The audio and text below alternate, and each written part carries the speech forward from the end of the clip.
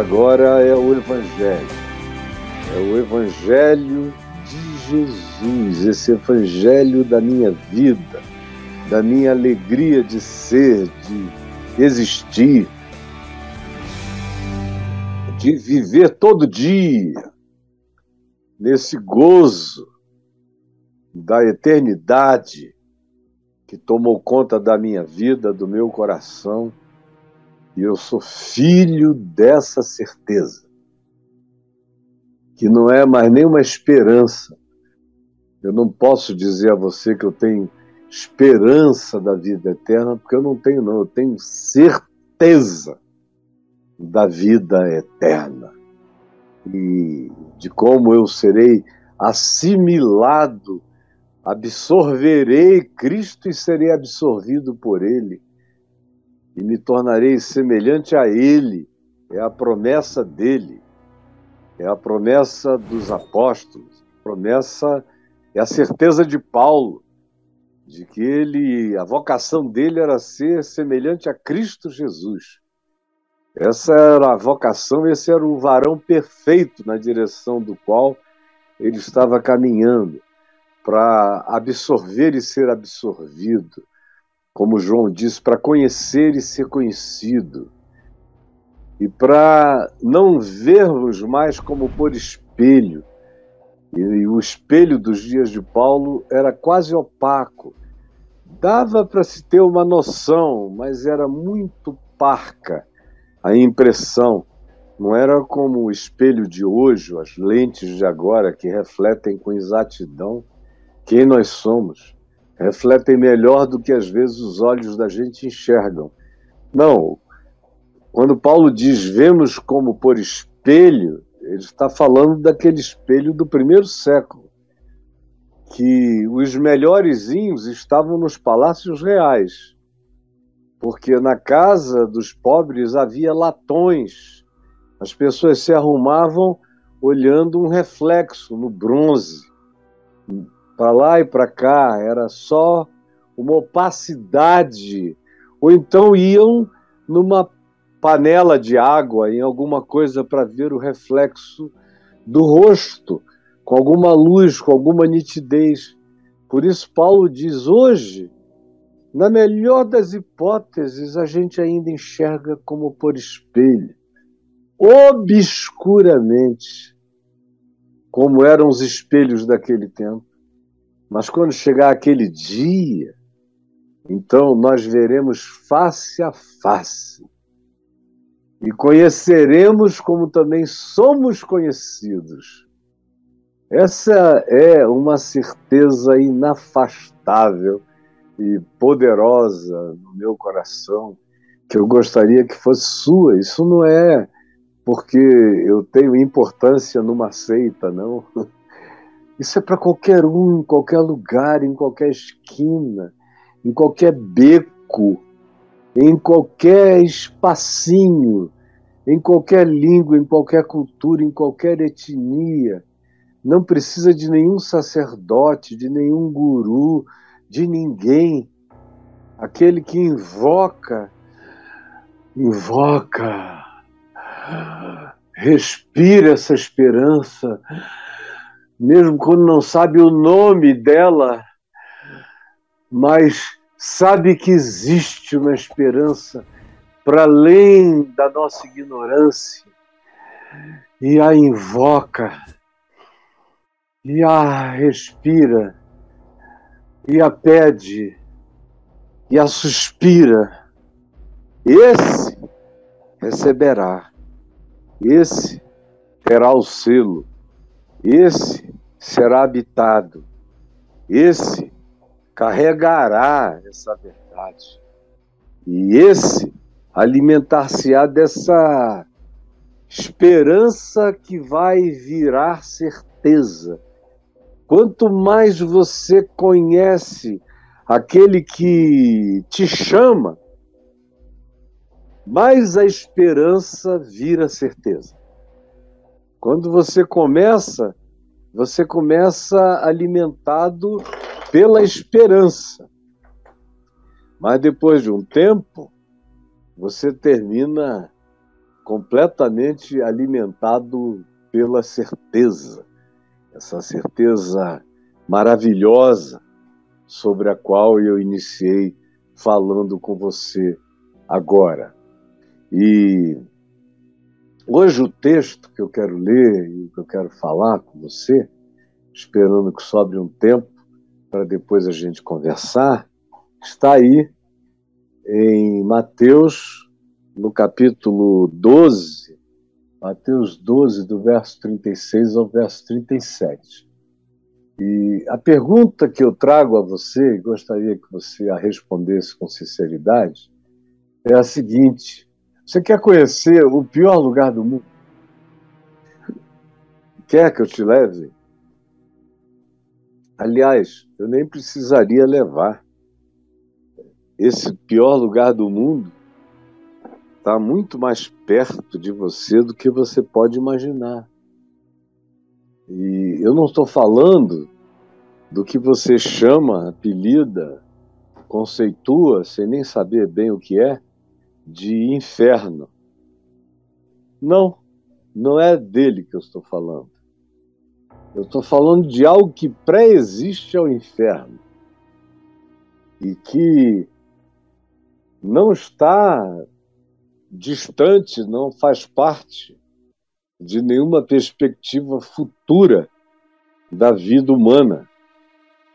Faz parte do presente da existência humana. Faz parte da realidade de cada um de nós. Infelizmente, compõe os nossos perfis. Faz parte da minha natureza, da sua natureza. E você não precisa correr atrás dessa pior coisa do mundo, porque ela te persegue de dia e de noite.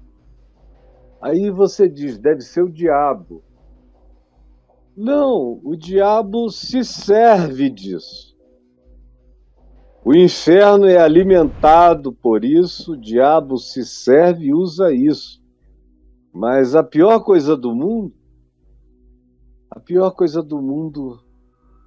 pode ser o meu coração. A pior coisa do mundo pode ser a minha boca.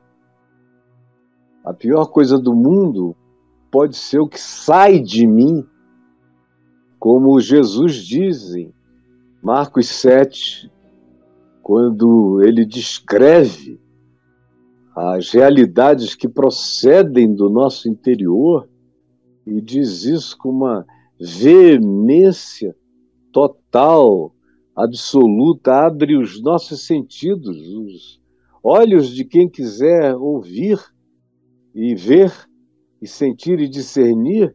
Jesus está aqui dizendo, olha, preste atenção, porque de dentro do coração dos homens é que procedem os maus desígnios. É de mim. O mau desígnio não nasce no chão da Rússia, nem dos girassóis. Os maus desígnios não nascem com as papoulas do Afeganistão. Os maus desígnios não brotam com os pés de coca da Colômbia ou da Bolívia. Os maus desígnios não nascem como cannabis sativa em nenhum lugar da terra. Os maus desígnios não vêm da cana, de açúcar e nem dos derivados dela, como a cachaça e o pó retílico. Os maus desígnios não são produzidos pelos fármacos que a gente ingere. Os maus desígnios não vêm das regiões celestiais sobre a nossa vida, exceto se forem invocados, exceto se abrirmos os portais da nossa alma, da nossa mente, do nosso espírito, para essas realidades mediúnicas do mal. Do contrário, Jesus disse que o pior lugar do mundo posso ser eu. Eu estou mais perto do pior lugar que existe do que de qualquer outra coisa ruim que possa haver no planeta. Porque de dentro do coração é que procedem os maus desígnios, as definições, os olhares, as conceituações, as ideologias, as vontades, os desejos, os desígnios, as determinações que realizam todas as coisas para o bem e para o mal, procedem do coração. E como Jesus está falando aqui de coisas impuras, coisas que tornam a vida impura, e ele tinha acabado de dizer que não vem de fora, não vem do café, nem vem desse restinho de coca com gelo. Não vem. Não vem de fora, não vem da bebida alcoólica, embora essa aqui seja uma água mineral. Não vem. Não vem de nada que você diga que tornou você imundo porque você comeu, porque você bebeu ou porque você viu. Como Paulo diz escrevendo aos Colossenses, que essas coisas que têm aparência de santidade, de humildade, de rigor ascético, têm aparente valor de autosseparação das coisas malignas, de cuidados superiores, são todas falsas. Elas são só fachadas. Porque na medida em que a gente as pratica assim, dizendo eu não posso olhar para cá, porque vai me sujar. Eu não posso pegar isso aqui, porque vai me contaminar, e nem beber, porque não é bebida de Deus. Não posso comer isto, porque é imundo. Não posso tocar nisso, porque não é aconselhável. Porque Moisés não gostava, não botou no cardápio. Não posso. Jesus disse, todos os alimentos, tudo está purificado. Comam e bebam do que quiserem, com ações de graças e com moderação, para não saírem da mesa nem glutões e nem embriagados. Tudo é lícito, todas as coisas vos são lícitas. Nem tudo convém, nem tudo edifica, nem tudo faz bem. É uma questão de ver temperança, quantidade, ter moderação, ver aos limites da sanidade, da sobriedade, da saúde, do cuidado. É só isso. Agora, o oposto é o que Jesus diz. Se do lado de fora nada do que entra pela boca contamina o homem, porque vai para o corpo, é absorvido pelo organismo e depois é excretado, Jesus disse, na privada, num lugar escuso, num lugar de poucos, num lugar único, num lugar singular da sua intimidade, e acabou. É tudo o que acontece com o que vem de fora. O organismo processa. Agora, o que sai de dentro sai do pensamento, que é a mistura dos teus sentimentos, das tuas emoções e do teu caráter, que produzem os teus sentimentos, os teus pensamentos. Infelizmente, a gente sente muito antes de decidir pensar. A maioria nem pensa. O pensamento funciona apenas para saber se o cara está enfiando a faca no lugar certo ou dando tiro com a mira correta. Mas não teve pensamento, só teve sentimento, emoção, raiva, ira, orgulho, pseudo-honra, vaidades, machezas, Machismos, feminismos, força, poder, de um lado ou de outro, tanto faz. São essas coisas, as ambições, tudo isso é que acaba produzindo o que a gente chama de comportamento, de atitudes e de ações. Porque a maioria das vezes os nossos sentimentos e emoções, com as pulsões do nosso inconsciente, com as fragilidades do nosso caráter, o que se junta forma apenas a funcionalidade pensante para a realização de atos que se pretende, mas sem nenhuma racionalidade no processo. Porque o que brota do coração vem com a força de um vulcão avassalador, vai levando tudo. Jesus dizia: o que sai do homem, isso é o que contamina, porque do coração dos homens, das mulheres, dos humanos, é que procedem os maus desígnios. Por exemplo, a prostituição não acontece na esquina, nem no motel, é no coração. É fruto dos desejos lascivos, incontidos, dessa vontade predatória, objetizadora, que quer pegar, tascar, levar, comer, carcará. Pega, mata e come, é só isso. Essa predatoriedade não vem de fora, vem de dentro de mim. E a promiscuidade, a dissolução, a prostituição, e eu não estou falando da prostituta, porque a prostituta é a menos implicada na prostituição, a menos implicada. Ela não goza, ela não tem vontade, a maioria das vezes ela detesta. Depois o negócio fica tão ruim que ela casa com quem ela ama e não consegue ter prazer. De tanto que ela se gastou e psiquicamente se exauriu, nem todas, ou a grande maioria, parece que perde até a possibilidade de usufruir o sexo como alegria. Porque foram obrigadas, foram para sobreviver, foram para se vender, foram para fazer uma grana que acharam que era fácil e acabaram se arrebentando e depois não conseguiam mais sair porque não tinham outro modo de vida. E eu conheço centenas de prostitutas a minha vida inteira.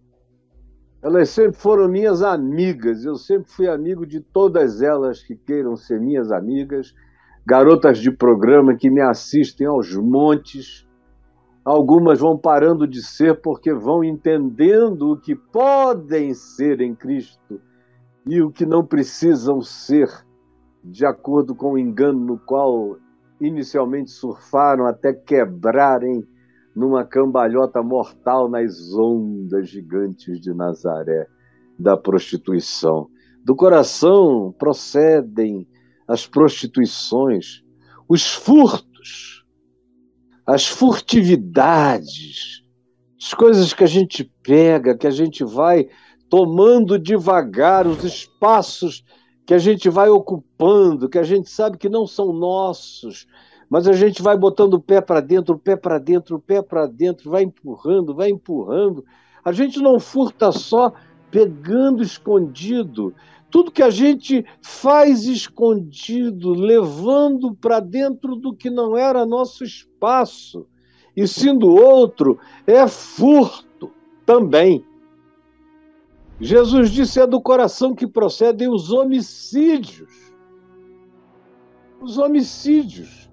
A gente vai entrar agora na época de discussões eleitorais. Até em alguns lugares já começaram, mas os grandes debates estão por vir. Aí nós vamos ouvir falar em segurança pública para todo lado. E as soluções são sempre burras, idiotas, estúpidas, que não curam nada, porque só tratam dos efeitos. É como colar esparadrapo, botar band-aid em câncer no pulmão, no fígado. É como tentar curar um AVC raspando a cabeça e colocando algum tipo de anestésico no pelo do crânio, enquanto o tumor cerebral vai devorando tudo. As nossas soluções são todas elas as coisas mais idiotas do mundo, e para a segurança pública eu nunca vi uma persistência tão longa naquilo que nunca deu certo em tempo nenhum da história humana, e não deu certo nos últimos 70 anos de política oficial disso nos Estados Unidos, já tem 90 anos no Brasil, mais ou menos desde os anos 50, se começou a praticar as políticas públicas, as nossas legislações vêm dessa época em relação à segurança pública, e é tudo apenas relacionado ao combate repressivo, a tropas de choque, a aumentar o contingente, a invasão, e é sempre em lugares de pobres, de negros, de quilombos, de fracos, de miseráveis, de gente lutando para sobreviver, e aonde, em geral, o tráfico de droga miúdo está, o miúdo, porque o graúdo não aparece. O graúdo está longe daqueles traficantes de morro e de favela, longe. Eles ficam com a raspinha e compram armas poderosas de guerra para defender as suas raspas de cocaína, porque os lotes, as toneladas, as muitas milhares de toneladas estão em submarinos, em navios, em aviões, estão diluídas em roupas. No lugar se vai lavar, coar, e o pó está todo lá para ser absorvido. A mesma coisa com as heroínas, com todas as outras formas de drogas. A produção imensa está longe dos fracos e oprimidos que recebem a repressão. E morrem. E eu os tenho visto morrer. Eu estou com quase 70 anos, eu estou observando isso com os meus próprios olhos há mais ou menos uns 57, 60 anos que eu olho, que eu comecei a ver gente que eu conhecia morrer. Dos meus 12 anos para cá, eu comecei a ter amigos que foram mortos porque passavam uma maconha ali ou aqui para os colegas, acabaram mortos. No Morro do Estado, em Niterói, ou em alguns outros morros do Rio de Janeiro, ou em conflitos com a polícia, tudo pé de chinelo. Só pé de chinelo. E não para, continua crescendo e aumentando. Por quê? A necessidade vem do coração. E não adianta você matar traficantes, porque haverá sempre o consumidor. Ele encontrará saídas e meios em qualquer lugar. Não é uma questão de repressão, é uma questão de saúde pública, de tratamento e de redução de danos, de diminuição de mortes. É escolher dos males o menor. Mas isso eles não querem conversar, nem eles, nem o Congresso, nem os crentes, nem os católicos, nem os religiosos, nem os homens e mulheres de bem da nossa sociedade. Não são os filhos deles que morrem, são os filhos dos pretos, dos pobres e dos infelizes, distantes dos olhos deles, que são executados todo dia, porque não têm outra alternativa para viver, a não ser aquela. Alguns já nasceram dentro do processo. E eu conheci muitos e tirei a milhares de dentro do processo para educá-los fora. Mas não adianta provar isso. Eu, pessoalmente, já provei e demonstrei isso durante 2 décadas, de que o sucesso das ações que tratavam da mente, do coração e do ser humano eram infinitamente maiores do que todo o conjunto de força da repressão. Como lá em torno da Fábrica de Esperança, em Acari, nós conseguimos reduzir o tráfico de drogas para 5% do que era, antes de nós irmos para lá. Caiu para 5% e foi o Estado quem nos deu essa informação. 95% deixou de ser traficado. Por quê? Porque nós pusemos 25 mil jovens e adolescentes para dentro de estudos, de tratamento, do apoio psicossocial, do aconselhamento, dos cursos profissionalizantes, 66 cursos, ocupamos a vida deles, arranjamos emprego, fizemos o que o Estado não faz. E o sucesso foi extraordinário, por uma razão simples. Eu sempre acreditei que essas soluções não vêm de fora, por uma razão, é de dentro. É de dentro, é do coração que procedem esses males. Como aqui se diz, os furtos, os homicídios, os ódios, os choques. Você vai ver as razões, as pessoas se matam pelas não razões. Pelas não razões. Quando você vira alguém matando outra pessoa, alguém sendo morto, é porque o que prevaleceu foi a não razão.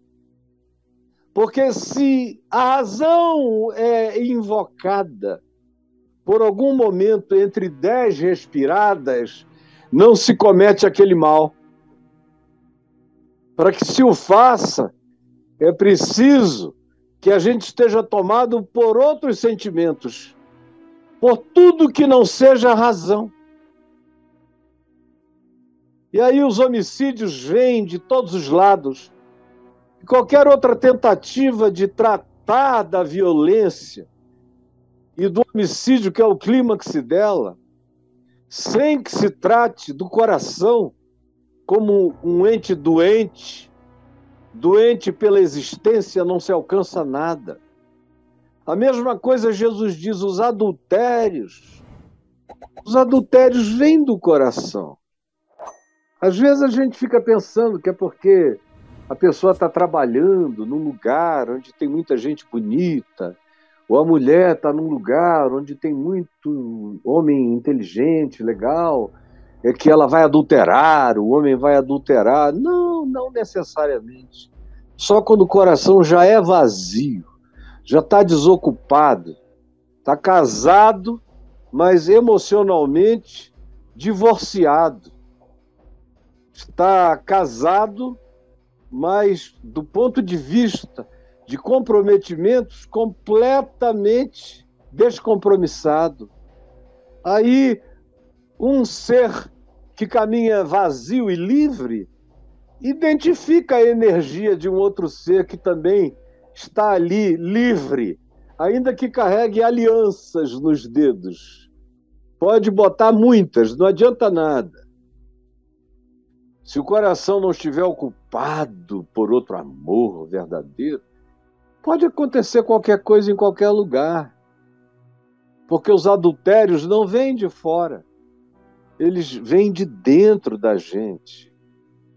A cobiça, aquela lascívia, até o cara ficar viciado.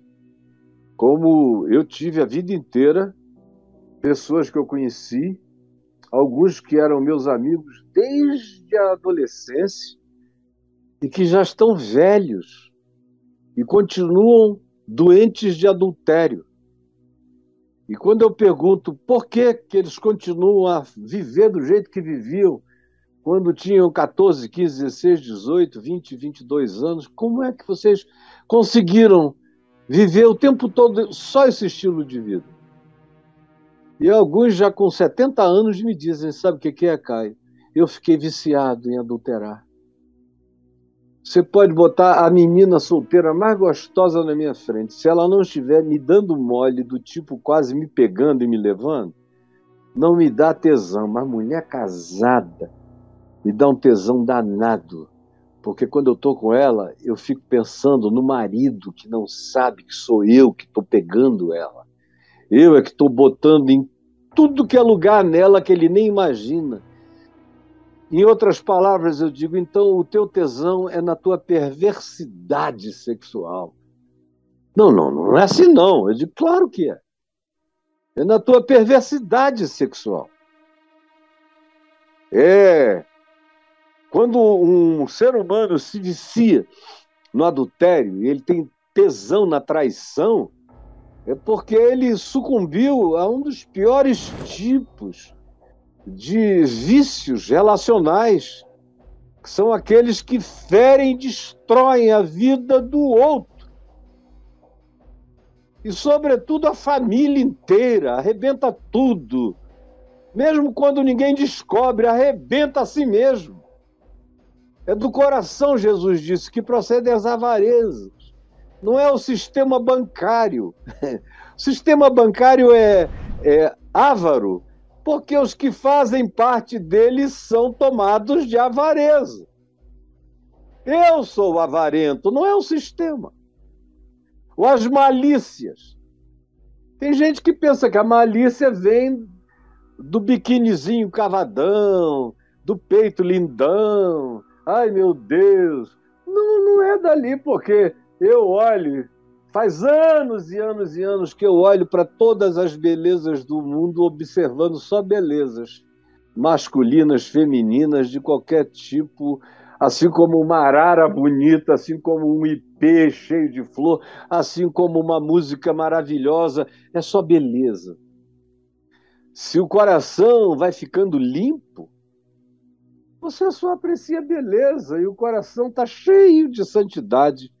Agora, quando o coração fez acumulação de lascívia e tem orgulho de ser desejante, aí não há jeito, as malícias estão presentes em tudo, seja do ponto de vista da sensualidade, seja no mundo dos negócios, seja na conclusão de um pacto de societário, mas depende.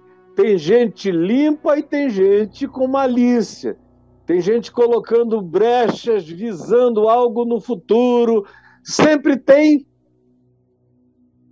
o dolo, essa deliberação de maldade, esse fazer com a intenção ruim mesmo, que é o dolo, a lascívia, que eu já mencionei aqui, que faz parte dessa produção fantasiosa interminável de desejos, é uma glutonaria de desejos sensuais.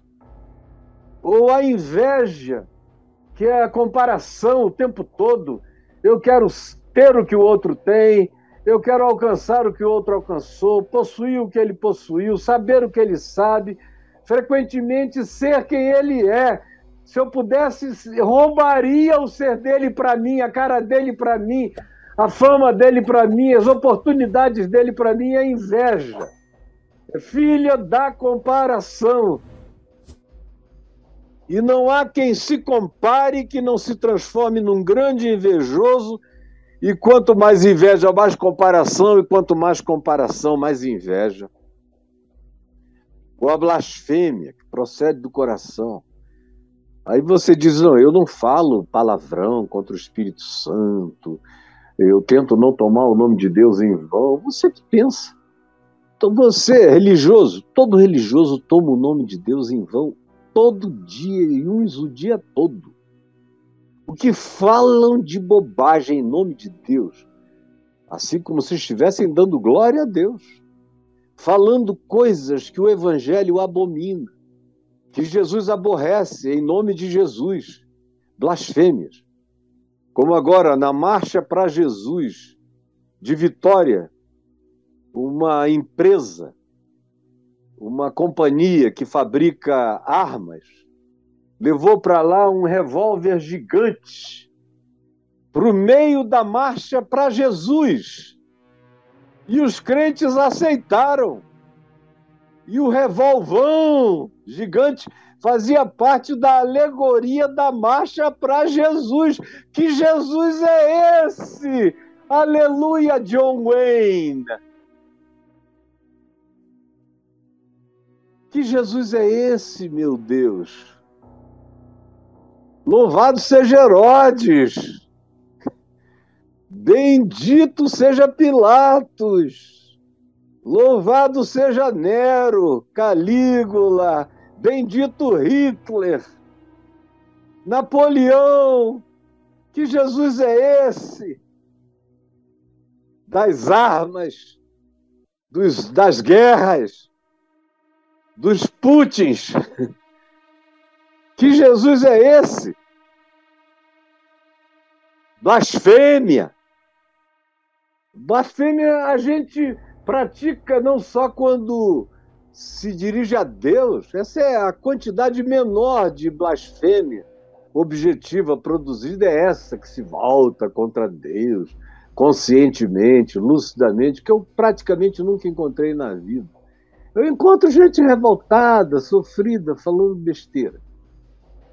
Mas blasfemando, eu vejo muito teólogo, religiosos, ou líderes religiosos, populistas, carismáticos, alguns falando as maiores barbaridades, podendo não falar, falando aquilo porque faz parte do que eles querem dizer, que impressione a mente frágil das pessoas, ou então blasfemando contra a alma do próximo, condenando, blasfemando contra gays, lésbicas, contra LGBTQIA+, que está na lista, contra prostitutas, contra seres humanos diferentes, mandando para o inferno a uns, chamando de joio para todo lado, fazendo a tal da separação do joio e do trigo que Jesus disse que não é para fazer, mas fazem e ideologizam o mundo.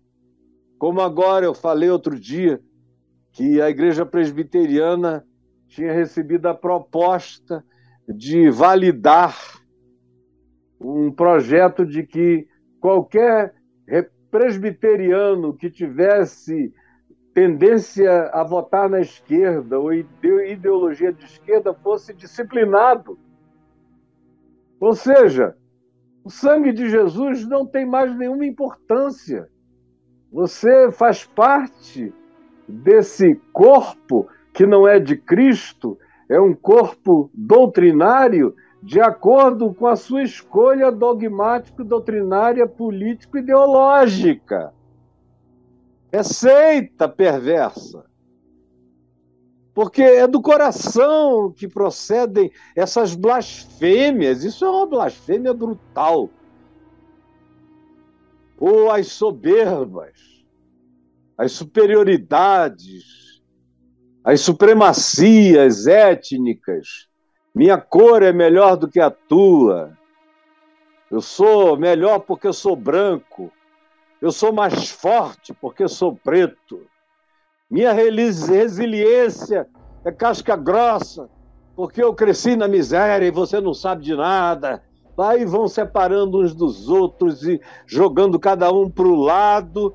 Todo mundo, mesmo em nome da pobreza, falando com soberba. Os ricos naturalmente falam com soberba. Agora, é triste quando você vê o pobre aprendendo a soberba dos ricos, sem curarem o seu próprio coração, ou aqueles que cresceram e viveram num estado de pobreza e miséria e que dão um passo econômico, financeiro acima e adiante, e que já não olham mais para trás e desprezam todos, como se tivessem sofrido uma amnésia a respeito da vida que viveram e, ao contrário, tornam-se piores do que os que nunca experimentaram isso. Alguns dos seres mais soberbos que eu já conheci são oriundos justamente dos lugares que a soberba ali normalmente não existe por causa da miséria. Ou a loucura procede do coração. É o coração que enlouquece. A maior e a mais comum de todas as formas de loucura é a paixão. Eu já sofri dessa loucura. Faz você chutar o balde, faz você derrubar a torre, faz você botar fogo na catedral, faz você acabar com o que era lindo por causa da paixão, da loucura, que Paulo chama de paixão carnal, é a doença da carne, aquela coisa sôfrega, desenfreada, bruta, centaúrica, minotaurica, do abismo que eclode em desejos que não são jamais saciáveis. É enlouquecedor. Esse é o mais comum tipo de loucura, mas existem vários outros tipos de loucura. Tudo aquilo no que você se fixa e fica obcecado se transforma em loucura. Mesmo que você não receba um diagnóstico, nem tome medicações, você, todavia, perdeu o eixo, perdeu o prumo, perdeu a bússola da consciência, a obsessão que decorre desses patos, dessas paixões, dessas loucuras, dessa avidez obcecada, tudo que procede daí tira toda forma de sabedoria, de lucidez e de chance de viver com alguma saúde de vida e de comportamento. Aí vem Jesus e diz isso: ora, todos esses males vêm de dentro de ti e contaminam o ser humano, você entendeu? Todos esses males vêm de dentro. E o texto que está aí em Mateus 12 diz exatamente a mesma coisa para nós. Senão você veja, preste atenção, Mateus, no capítulo 12, do verso 33 em diante, onde Jesus diz o óbvio que eu acabei de dizer: se a árvore é boa, o seu fruto é bom. Ou se a árvore é má, não adianta, o seu fruto é mau. Árvore aqui é gente, é só uma metáfora. Se a pessoa, se o coração é bom, o fruto da vida, o comportamento, o trato, os relacionamentos, se eu cuido do coração, o que eu produzo é gostoso, é bom, é gentil, é doce, é verdadeiro, é justo, é puro, é de boa fama. Se eu tenho um coração mau, o fruto da minha vida vai ser todo esse que nós lemos aqui, que Jesus detalhou. Será mau, será horrível, porque pelo fruto a gente conhece a árvore, assim como pelas expressões da vida, do cotidiano, do comportamento, do que procede do ser humano, do que o ser humano deixa se expressar a partir dele, é que se conhece a natureza do caráter. Então Jesus prossegue e diz o seguinte, preste atenção, mas presta mesmo, tá legal?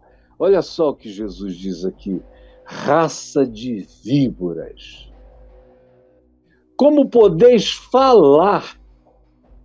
Agora ele faz essa viagem toda do coração e ele coloca o coração na boca da gente, como expressão mais presente, mais recorrente, mais expressivamente constante de quem nós somos, do que pensamos, sentimos, do que nos emociona, do que habita o nosso interior, o nosso inconsciente e as nossas escolhas conscientes e de caráter. Tudo isso se manifesta pelo que sai da boca. E Jesus, falando com esses que tinham acabado de dizer que ele era um endemoninhado, que ele, Jesus, expulsava demônios pelo poder do maioral dos demônios, que era Belzebu, Jesus disse: vocês são uma raça de víboras peçonhentas, de cascavéis humanas.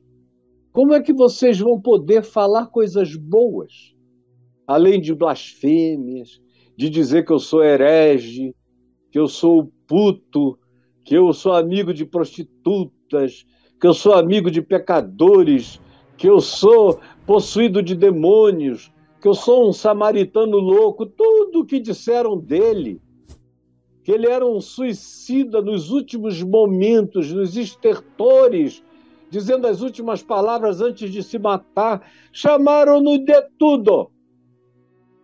E eram os religiosos, como você, raça de víboras. Como podeis falar coisas boas uns dos outros ou sobre a vida, sendo que vocês são maus? Vocês são maus. Olhe o olhar de vocês, o que vocês dizem, como vocês pensam. Olhem para o próprio coração e me digam, o coração de vocês é coisa boa ou é coisa ruim? Olhem para o seu próprio coração, porque a boca fala do que está cheio o coração. A boca, a minha boca fala do que está cheio o meu coração. Se o coração está cheio de amor, de verdade, de justiça, de misericórdia, de compaixão, de perdão, de gentileza, de amabilidade, de confiança. Se o coração não vive ressentido do mal, não se alegra com injustiças, mas apenas consegue extrair regozijo do que é verdade e não do que é falso, do que é invenção, do que é mentira. Se o coração não é bom, ao contrário, se ele se deleita naquilo que Jesus disse, que acaba tomando conta da gente quando a gente alimenta, quando a gente retroalimenta, então ele se torna mal e do que procede do coração, e coração não é um órgão, é o todo, é sentimento, é emoção e é a definição do pensamento, na maioria das vezes, pelas avalanches do sentir, como eu expliquei no início. Aí a boca se enche de todas as loucuras. Quando a vida é diferente, você sabe logo o que a pessoa sabe e sente pelo que ela fala, pelo trato, pelos modos, pelos temas, pelo modo de falar, de escolher o que dizer e como dizer. E assim Jesus prossegue dizendo, porque o ser humano bom tira do tesouro do seu ser, da sua interioridade, coisas boas. Não dá para ser o oposto um cara que toda vez que abre a boca só fala porcaria, ódio, raiva, ameaça e guerra. É mal. Eu não preciso mandá-lo para lugar nenhum, eu só não quero é que ele chegue perto de mim. Eu não vou me tornar sócio dele em nada. O homem bom tira do coração coisas boas, mas o ser humano mau, do mau tesouro do seu coração, que não é um tesouro, é um entulhamento de maldades, ele tira todas as coisas ruins para a vida dele e dos outros. Por isso que a gente não consegue curar pessoas apenas com legislação. Se não houver transformação de consciência, de educação na justiça, de salvação na verdade, que começa a saber o que é verdade a partir do próprio ser, não dos outros, mas de mim, do meu ser. E aí Jesus conclui: digo-vos que de toda palavra frívola, e agora, aqui na internet, nós nos tornamos especialistas em palavras frívolas. Isso na melhor das hipóteses, são palavras frívolas. Quando as pessoas estão legais, elas falam frivolidades. Você abre o coração, derrama a alma, chora, fala das suas entranhas em Deus, aí vai ver os comentários. Meu Deus, a quantidade de frivolidade, ou de blasfêmia, ou de maldade que as pessoas ejaculam, porque é uma ejaculação do mal na vida dos outros. É uma seiva amarga e venenosa que eles destilam. São como víboras peçonhentas. Estão aí para todo lado. Eu estou acostumadíssimo a elas. Tanto é que o veneno delas não me faz mal há muito tempo. Eu me tornei aquele cara que enfia a mão dentro do abelheiro de abelha africana, elas picam o tiro e não tem um inchaço. Agora, parece que tem uma coisa no meu sangue que vai matando essas maldades naquelas que me picam. Porque de vez em quando eu vejo alguém chegar me pedindo perdão da blasfêmia ou das blasfêmias cometidas. Isso é infalível. Se você é assim, vai ter um lugar onde o mal vai aparecer. A porta do inferno, deixa eu te dizer, é a tua boca. É a minha boca. Como a porta do céu também está na minha boca. Como Paulo disse em Romanos 10, que a porta do céu não está longe de nenhum de nós. Ele disse, pelo contrário, está perto, está muito perto, está na tua boca, está no teu coração, porque se com a tua boca tu confessares, vivendo todo dia, proclamando com a tua vida e com a tua boca, com os teus atos, com a tua existência, que Jesus é o teu Senhor, porque tu te submetes ao Evangelho e declaras com a tua boca a alegria de seres do Evangelho. Isso é ter Jesus como Senhor, procedendo da minha boca, que se faz acompanhar pelos atos da minha vida. Se com a minha boca eu confesso a Jesus como Senhor, e no meu coração eu creio que Deus o ressuscitou de entre os mortos e que em espírito ele desceu ao inferno, anunciou o Evangelho aos que estavam presos em cadeias eternas e os libertou. E Paulo diz, e quando ele subiu às alturas, levou o cativo o cativeiro e derramou graça sobre os homens. Porque todo aquele que invocar o nome do Senhor será salvo, e o Espírito de Deus se derrama sobre toda a carne, se cumprindo a profecia. Está perto o inferno e o céu. Aqui, sai da minha boca o céu. Paulo disse, está na tua boca, Caio. Está no teu coração. Assim como o inferno. Jesus disse, habita a tua boca. E ele estava falando isso aos religiosos, que só abriam a boca para vomitar inferno sobre os outros. E é a ele que ele diz. Eles dizem, ele diz a todos os que estejam nesse lugar, nessa posição, digo-vos que de toda palavra frívola que proferem os homens, dela darão conta no dia do juízo. Porque pelas tuas palavras tu serás justificado, se com a tua boca confessares a Jesus como Senhor e no teu coração creres que Deus o ressuscitou de entre os mortos. Se com a tua boca tu confessares o que é bom, Deus te justifica.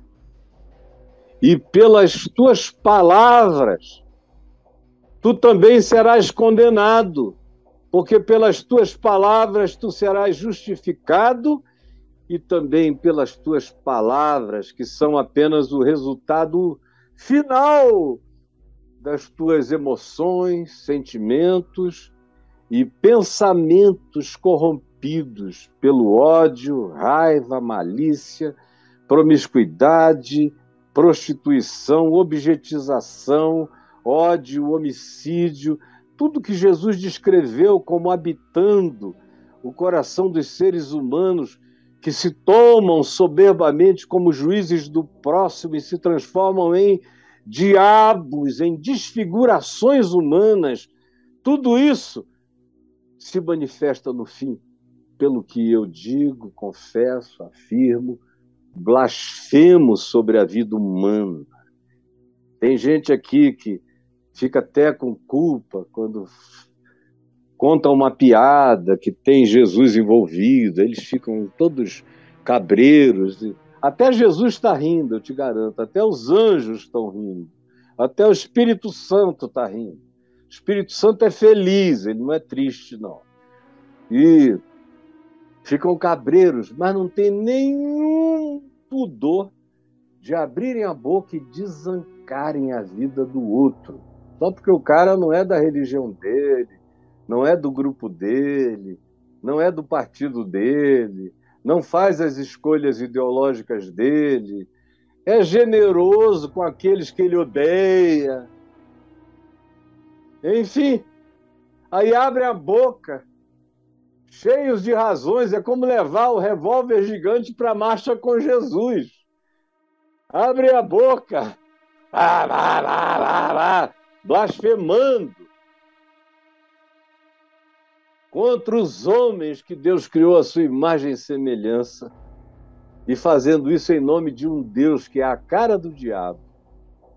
E vocês vão aí se enganando, e olha o revólver apontado, e a blasfêmia consumada, e está aí o revólver da marcha para Jesus, deste Cristo diabo, desse Jesus Satanás, que anda sendo cultuado pelos crentes cujo coração só exala e derrama maus desígnios.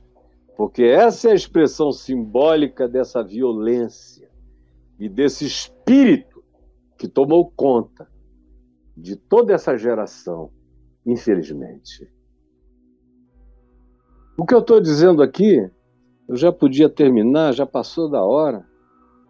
Eu ainda quero responder perguntas, mas é basicamente o que Paulo também diz aqui em Romanos 3, quando ele faz um pupurri de salmos, do verso 9 em diante, ele diz que se conclui, temos nós qualquer vantagem? Aí ele diz, não, de forma nenhuma, pois já temos demonstrado que todos,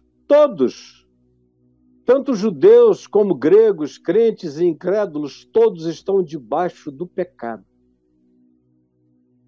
Como está escrito, aí vem esse diagnóstico do ser humano e, em geral, como a gente existe, como a maioria de nós vive. Paulo diz, fazendo esse, como eu já falei, esse amontoado de salmos, ele diz, como está escrito, não há justo nem sequer um, não há quem entenda, não há quem busque a Deus, todos se extraviaram, a uma se fizeram inúteis para o próximo, não há quem faça o bem, genuíno, sincero, sem ser por barganha, permuta ou interesse pessoal. não há nenhum sequer.